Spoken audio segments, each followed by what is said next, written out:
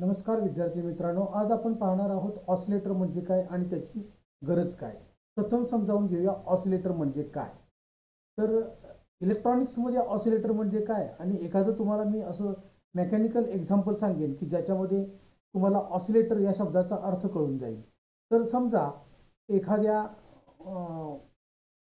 इथं टॉपला आपण एखादा झोपाळा जोडलेला असेल. समजा हा झोपाळा आहे. ओके, तर हा झोपाळा असा बांधलेला असेल तर हा झोपाळा तुम्ही धक्का दिल्याबरोबर इथून ते इथपर्यंत समजा फिरत असेल, तर हा झोपाळा एकदा धक्का दिल्यानंतर इथून ते इथपर्यंत जातो, पुन्हा इकडे येतो, पुन्हा इकडे येतो. तर या पद्धतीने फिरत राहतो, म्हणजेच तो आंदोलने घेत राहतो. तर आंदोलने घेत राहणारी जी वस्तू आहे, तर हा एक प्रकारचा काय झाला, ऑसिलेटरच झाला. तर हा झाला ऑसिलेटर. ओके, हा मेकॅनिकल ऑसिलेटर आहे. तसंच दुसरं एक्झाम्पल मी तुम्हाला सांगेन की सिंपल पेंडुलम म्हणून जो असतो, फिजिक्समध्ये आपण अभ्यास करतो ज्याचा, तर त्याच्यामध्ये हा सिंपल पेंडुलम जर घेतला तर एकदा जर का त्याला आपण असा टांगता ठेवलेला असेल आणि धक्का दिला की धक्का दिल्याबरोबर या टोकापासून ते या टोकापर्यंत असा तो मागे पुढे काय होतो, हलत राहतो. आणि हा मागे पुढे असा हलत राहत असेल तर हा सिंपल पेंडुलम म्हणजे सुद्धा ऑसिलेशन्स निर्माण करणारा म्हणजे एक प्रकारचा ऑसिलेटर झाला. तिसरा एक मुद्दा तुम्हाला मी स्पष्ट करू इच्छितो, ते म्हणजे एखादी आपण स्प्रिंग घेतली समजा आणि अशी वरती टॉपला टांगून ठेवलेली असेल, अटॅच केलेली असेल आणि तिला आपण काय केलं, खाली खेचली. या स्प्रिंगला आपण खाली खेचली. खाली खेचल्याबरोबर काय होणार आहे, तर खाली खेचा आणि नंतर सोडून द्या. असं केल्याबरोबर ही स्प्रिंग ही अशी खालीवर हलत राहील, म्हणजेच ती ऑसिलेशन्स निर्माण करते. म्हणजेच हा झाला आपला ऑसिलेटर. ओके, हा सुद्धा एक ऑसिलेटर झाले. ही जी 3 एक्झाम्पल मी तुम्हाला दिली, ही तीनही मेकॅनिकल एक्झाम्पल्स आहेत. आता आपण पाहूया इलेक्ट्रॉनिक्समध्ये ऑसिलेटर म्हणजे काय.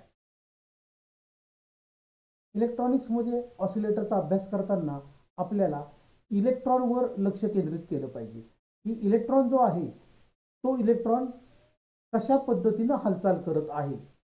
ओके, तर इलेक्ट्रॉनिकमध्ये किंवा इलेक्ट्रिकलमध्ये 2 प्रकारचे व्होल्टेज सोर्स आहेत. एक आहे DC, बरोबर, आणि या DCला समजा इथं आपण रेजिस्टर जोडला आणि तर याच्यातून करंट वाहतो. हा करंट म्हणजे इलेक्ट्रॉनचा प्रवाह असतो. आपण एक इलेक्ट्रॉन यातला विचारात घेऊ.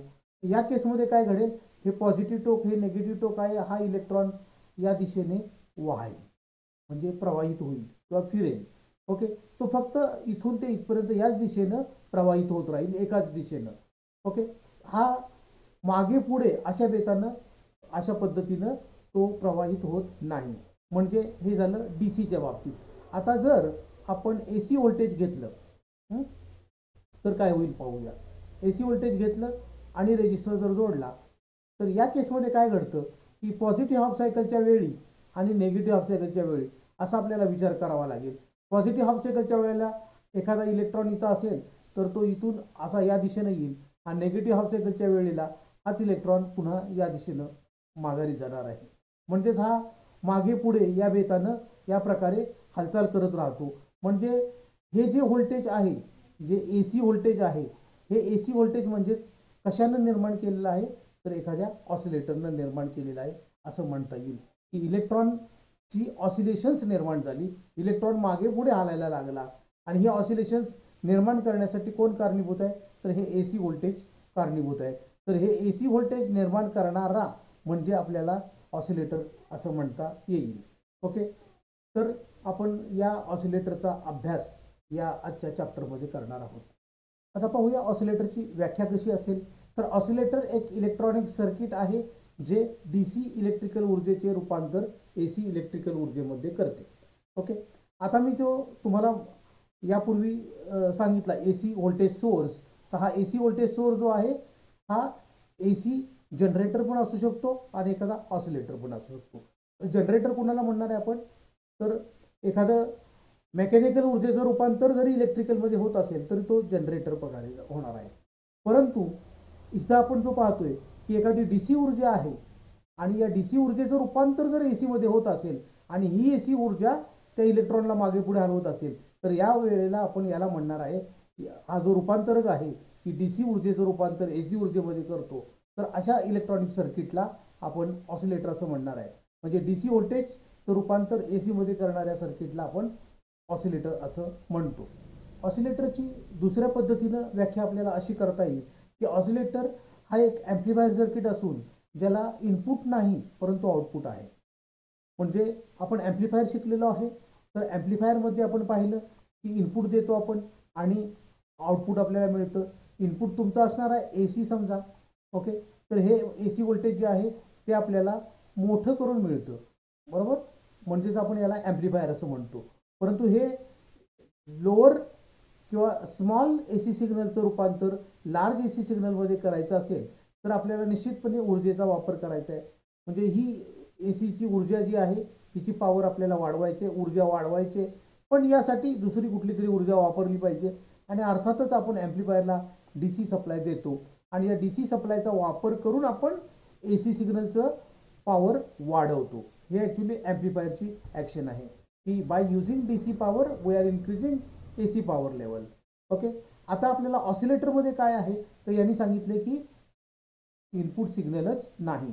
म्हणजे इनपुट सिग्नल नसताना ॲटोमॅटिकली कुठला तरी इनपुट त्याला ॲम्प्लिफायरला मिळतोय आणि तो त्याचं ॲम्प्लिफिकेशन करतो आणि त्याच्यामध्ये कशा पद्धतीनं मॅजिक घडते ते आपण पुढील ऑसिलेटरच्या वर्किंगमध्ये पाहणार आहोत की ज्यामुळे हा सातत्यानं AC सिग्नल जनरेट करतो.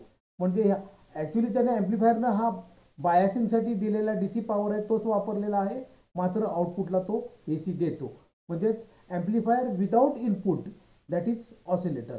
म्हणजे इथं आपल्याला असंही म्हणता येईल की या ॲम्प्लिफायरची गेन जी आहे ती इन्फिनिटी आहे, कारण इनपुट 0 आहे आणि आउटपुट मात्र प्रेझेंट आहे आणि म्हणून आपण याला गेन इन्फिनिटी म्हणू शकतो. म्हणजे जो ॲम्प्लिफायर इन्फिनिटी गेनचा आहे त्याला ऑसिलेटर म्हणतात, असं म्हटलं तरी. आता आपण पाहूया ऑसिलेटरची आपल्याला आवश्यकता का आहे किंवा त्याची गरज का आहे. पहिली गरज अशी आहे की वेगाने बदलणारे AC व्होल्टेज निर्माण करण्यासाठी आपल्याला आवश्यकता आहे AC व्होल्टेजची, म्हणजे ऑसिलेटरची. म्हणजे हे जे AC व्होल्टेज आहे तर हे असं बदलणारं AC व्होल्टेज आणि वेगानं बदलणारं. वेगानं हा शब्द का वापरला आहे तर आपले जे जनरेटर आहेत ते 50 हर्ट्जचेच AC व्होल्टेज तयार करतात, पण 50 हर्ट्जपेक्षा जास्त फ्रिक्वेन्सी असलेले सिग्नल तयार करणे काही वेळेला गरजेचं असतं आणि म्हणूनच आपल्याला ऑसिलेटरची गरज आहे. अशी बदलते हाय फ्रिक्वेन्सी म्हणजे ऑडिओ फ्रिक्वेन्सी असेल, इंटरमिजिएट फ्रिक्वेन्सी असेल, रेडिओ फ्रिक्वेन्सी, अशा प्रकारचे ऑसिलेटर निर्माण करण्यासाठी आपल्याला ऑसिलेटरची गरज आहे, ओके. आता दुसरा मुद्दा आपल्याला पाहूया काय आहे तो आवश्यकतेमध्येच. तर अनेक प्रकारच्या इलेक्ट्रॉनिक उपकरणांना त्यांच्या ऑपरेशनसाठी विविध फ्रिक्वेन्सीची आवश्यकता असते. अशा सर्व प्रकारच्या फ्रिक्वेन्सी निर्माण करण्यासाठी ऑसिलेटरची आवश्यकता आहे. म्हणजे एखादं इलेक्ट्रॉनिक उपकरण घेतलं आणि त्याच्याकडून काही कार्य करून घ्यायचे. उदाहरणादाखल मी तुम्हाला रेडिओचं उदाहरण देतो इथं. तर रेडिओ जर घेतला तर रेडिओमध्ये फ्रिक्वेन्सी येत असते, दॅट इज आपण म्हणूया की इनपुट फ्रिक्वेन्सी, आणि ही इनपुट फ्रिक्वेन्सी हाय असते. मात्र रेडिओच्या इंटरनल स्टेजेसला लोअर फ्रिक्वेन्सीवर जर आपण ऑपरेट केला तर त्याची गेन आपल्याला जास्त मिळणार आहे, म्हणून या फ्रिक्वेन्सीला लोअर करणं गरजेचं पडतं.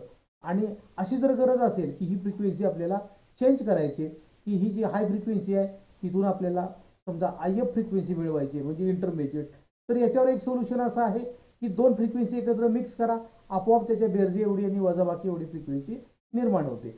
म्हणजे दुसऱ्या एका फ्रिक्वेन्सीची आपल्याला इथं गरज आहे. तर ती फ्रिक्वेन्सी आपण कशापासून निर्माण करणार आहे तर ऑसिलेटरपासून. की ऑसिलेटर एक फ्रिक्वेन्सी तयार करेल, आकाशवाणी केंद्राकडून आलेली एक फ्रिक्वेन्सी असेल, मग या दोन फ्रिक्वेन्सी एकत्र मिक्स होतात आणि मग Fin - Fo म्हणजे ऑसिलेटर फ्रिक्वेन्सी एवढ्या फरकाची फ्रिक्वेन्सी ही तयार होते. असं एक उदाहरणादाखल मी तुम्हाला सांगितले की रेडिओमध्ये मिक्सर स्टेज काय करते, तर मिक्सर स्टेज याला मिक्सर म्हटलं जातं. मिक्सर काय करतो, दोन फ्रिक्वेन्सी मिक्स करतो आणि तिसरी फ्रिक्वेन्सी तयार करतो. या वेळेला ही फ्रिक्वेन्सी अवेलेबल आहे मान्य, पण ही अवेलेबल नाही जी जनरेट करावी लागेल. सो ही जनरेट करण्यासाठी आपल्याला आपण तिसरा मुद्दा पाहूया. डिजिटल सिस्टीममध्ये वारंवारता आणि वेळेचे सिग्नल तयार करण्यासाठी ऑसिलेटरची आवश्यकता असते. आता डिजिटल सिस्टीम म्हणजे उदाहरण अगदी सोपं घेऊया आपलं कॉम्प्युटरचं.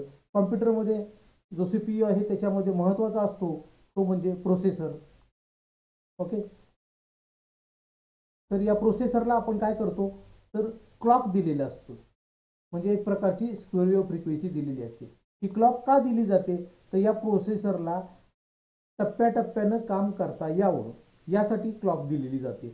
तर म्हणजे पहिल्या पल्सच्या वेळी काय करायचं, दुसऱ्या पल्सला काय करायचं, तिसऱ्या पल्सला काय, हे स्टेपनं तो काम करत असतो.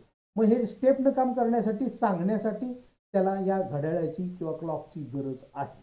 आणि मग अशा प्रकारचा सिग्नल आपल्याला तयार करायचा असेल तर ऑफकोर्स आपल्याला ऑसिलेटरची गरज पडणार आहे, की आपल्याला स्क्वेअर वेव्ह ऑसिलेटर इथं आपण वापरणार आहे, की जो स्क्वेअर वेव्ह पल्सेस तयार करेल, त्या या प्रोसेसरला दिल्या जातील आणि त्या क्लॉकच्या पल्सेसनुसार हा प्रोसेसर त्याचं वर्किंग करणार आहे.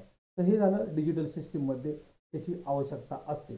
आता मी तुम्हाला चौथा मुद्दा सांगतो, की विविध ॲम्प्लिफायरच्या वारंवारता प्रतिसादाची चाचणी घेण्यासाठी सुद्धा ऑसिलेटरची आवश्यकता असते. म्हणजे एखादा ॲम्प्लिफायर आपण घेतला तर त्याचं काय होतं, या ॲम्प्लिफायरचं आपण त्याला इनपुट देतो, तो आपल्याला आउटपुट देत असतोय, परंतु या इनपुट सिग्नल जो आहे, हा इनपुट सिग्नलची महत्त्वाचा फॅक्टर म्हणजे फ्रिक्वेन्सी. ही फ्रिक्वेन्सी जर बदलती असेल, वेगवेगळी फ्रिक्वेन्सी असेल, तर ॲम्प्लिफायरची गेन समान असते का नसते हे आपल्याला तपासावं लागेल.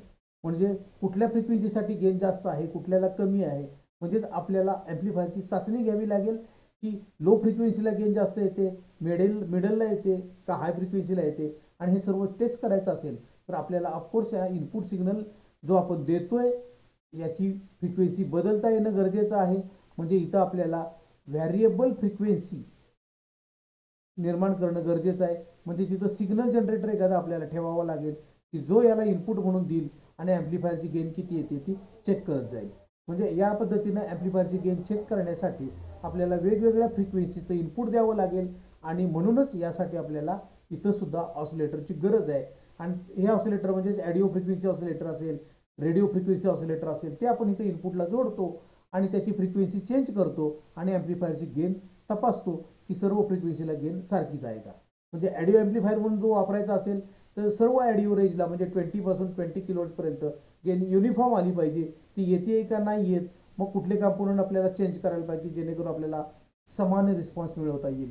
तर यासाठी आपल्याला कशाची गरज आहे, तर त्याला इनपुट सिग्नल देऊन त्याची चाचणी घ्यावी लागेल. हा इनपुट सिग्नल कोण तयार करेल, तर ऑसिलेटर तयार करेल.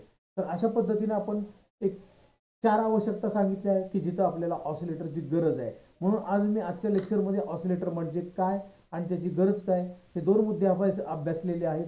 आपल्याला ते निश्चितपणे कळले असतील. आपल्याला हा व्हिडिओ आवडला असेल, आपण शेअर करा, सबस्क्राईब करा आणि आपण नंतर भेटूया पुढील लेक्चरमध्ये. धन्यवाद.